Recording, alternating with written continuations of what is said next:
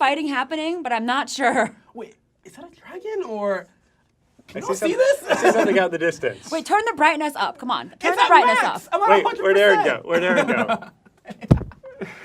Whoa! The Lord of Light saved us. Like, let us all give thanks to Melisandre. It's not your TV. Rest in peace. Rest in peace. Hi, welcome back to Trade of Thrones. I'm Anna, and today our special guest is Ryan. Hello, everyone. Hey, Ryan. And I'm Aaron. And we are here to talk about the last episode, which was the most epic battle in all Game of Thrones. Definitely. I was So- told I was going to be on a train. I think we're on one. I mean, All right. Well, so as we know, the last episode was the big battle of Winterfell. The Night King came. A lot of people died, but nobody died that we had predicted in the last episode. So I don't know if that's good or bad. yeah, I think for one of the first times, all of our big, bold predictions were completely off. So, sorry, not sorry. But that was probably one of the most epic 85 minutes, 88 minutes of television counting? ever. Like, they killed off everyone you weren't thinking about. Right. Like, in the last episode, they set it up where we got to kind of see all of our favorite characters again in, like, intimate, very long Game of Thrones style conversation. Basically, all of those people lived, and it was a couple people you weren't even thinking about that are gone. So, There were a couple instances when you were watching the battle scenes where Arya saved the Hound and Jaime saved Brienne. So there was some of those things where you knew that were kind of going to happen at some point throughout, that these people have been so connected throughout the stories that, you know, that they're always watching each other's backs. And meanwhile, Cersei was also in King's Landing. yes. She was apparently everyone says she's taking a nap, dreaming of bigger and better things. I think that she had the ultimate strategy. And she's, like I said, she's still playing the Game of Thrones, and it worked in her favor. And I think that they've lost a lot of people in the North. I think they didn't focus on that or didn't get to that in this episode, but it seems like in the next episode, we're going to see the toll that this war has taken, whether it be on the main cast or just the amount of normal Northerners that were sheltering at Winterfell. And I think that the stage is going to be a little bit lopsided now in Cersei's favor. Do you feel that in this past episode, so many people are watching at the same time? I mean, as the show starts winding down, isn't that it's kind of a sad thing to lose, that this community that we've built around watching, tune in at the same time, same day? I think kind of by public transit, it brings people together all around one common thing. Just like on the bus in the morning or on the train, you have people of all different walks of life taking transit, going to their place of work or where they need to go. It's like with Game of Thrones. I mean, you have fans who like the show for so many different reasons, but you all come together on Sunday. So let's talk about the deaths that did happen in the battle. Which ones were the ones that stood out the most to you? Lyanna. Yeah. She went the down. Giant Slayer. She went down fighting, but that was a sad one. She became I think everyone's favorite.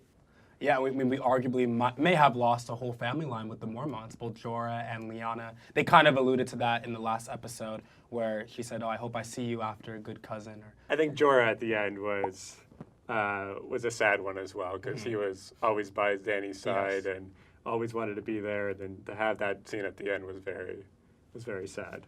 At so much of the earlier seasons where the two of them, whether it was her time in Essos when she exiles him, he comes back to her, Right. and Dany just never loved him in the way that he loved her. But Right. hey, I mean, I think all of us guys have been in that position at some point in our lives. So yeah. And all of us have also wanted to die in service to our queens, I guess. Well, in the way that I thought it was really cute how Drogon even circles around him. Dragons are fossil fuels. So let's move on to MVPs of the episode. Who was your favorite and why? It's got to be Arya, right? It's got to be. Yeah.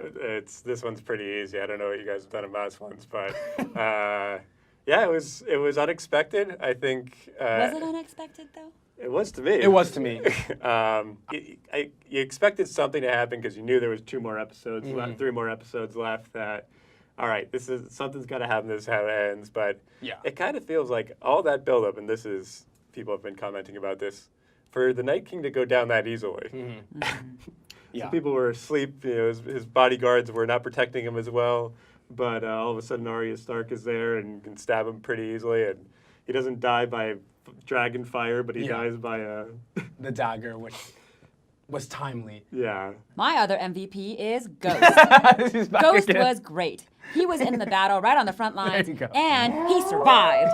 Okay, my MVP was the Red Woman. I've liked her the whole show. She's a woman of very few words, but she's kind of like witty and funny in her own way. So to see her come back right on time, if it wasn't for her, they would have died because she lights the swords, she lights the barrier, and She lights up the world so we can see the fighting. there you go. She brought our lights back today. Big, bold prediction. Sorry. Big, bold prediction. Dun, dun, dun.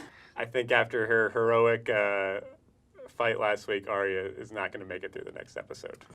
I think Dany and Sansa are going to have to come to an agreement about what happens after the war. Because, to your point, it's going to be a build-up episode. What side will Sansa be on? Is she going to back Daenerys? Did Daenerys really rescue the North? I don't know. But I think we're going to learn a little bit more about who's on what team than leading up to probably the battle for King's Landing, which is, if this was the battle for Winterfell, I can't even imagine. Well, so I guess we'll find out what happens next on Game of Thrones on Sunday. Yes. Hopefully it'll be a lot brighter as hope. we head to King's Landing. So next stop, King's Landing. Next up, King's Landing. Go. Okay. All right. Again. All right.